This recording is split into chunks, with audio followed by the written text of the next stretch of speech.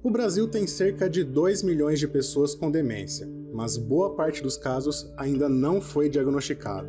São pessoas com doenças como Alzheimer, Parkinson e demência vascular, que afetam o cérebro e a capacidade cognitiva. A demência atinge principalmente pessoas com mais de 65 anos. Foi o que aconteceu com a mãe da Milena. Apesar de alguns indícios, durante muito tempo o diagnóstico não veio, até que um dia a notícia chegou: Alzheimer.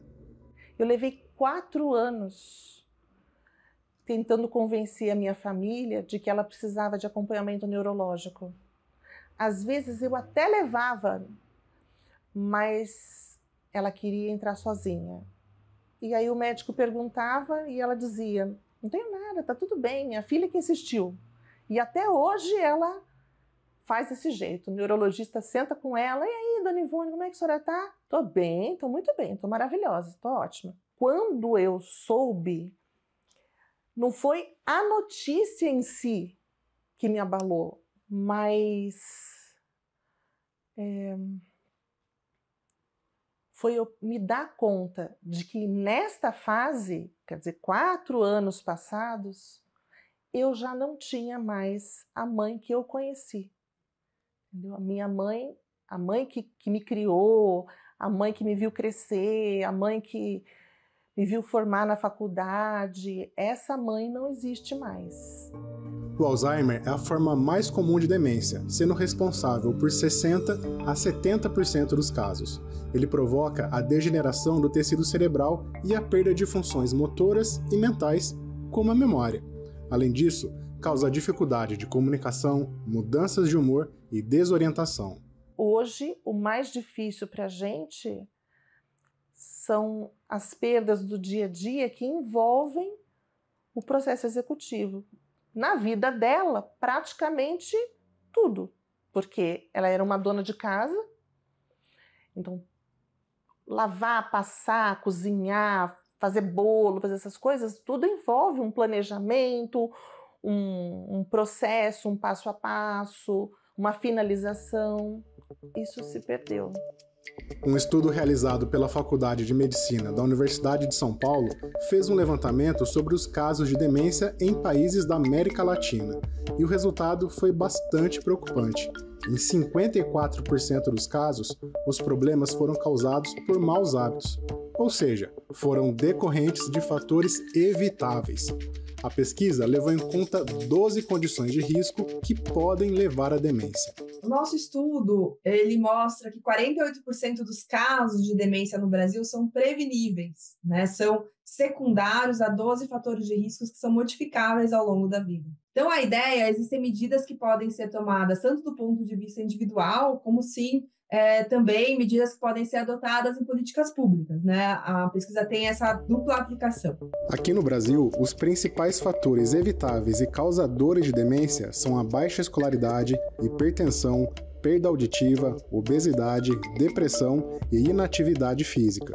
A educação é um fator de risco crítico e ele está associado com muitas questões históricas e sociais no Brasil, e ainda hoje a gente tem milhões de pessoas que não têm acesso a uma educação de qualidade no Brasil. Então, aumentar o nível educacional é um processo de longo prazo e é um processo que exige investimento do governo, né, em políticas públicas voltadas para a educação básica. E aqui no Brasil, a saúde mental ainda é um estigma, então as pessoas ainda precisam entender um pouco mais sobre a importância do diagnóstico e do tratamento, e acesso à saúde mental também ainda é um pouco precária no SUS, ainda um pouco limitada. Então, mais uma vez, como eu falei, acaba afetando as populações mais vulneráveis. Então, todos esses fatores, de certa forma, estão associados com questões sociais e econômicas. Esse cenário reforça a importância de adotar hábitos saudáveis para prevenir doenças que afetam o cérebro. Cuidados que precisam ser tomados por jovens e adultos, e não apenas por quem está na terceira idade. De acordo com a Organização Mundial da Saúde, em 9% dos casos, a demência surge antes dos 65 anos. Como é uma uma doença da velhice, as pessoas tendem a pensar em prevenção de demência apenas após os 60 anos, por exemplo. Mas essa é uma ideia muito errada.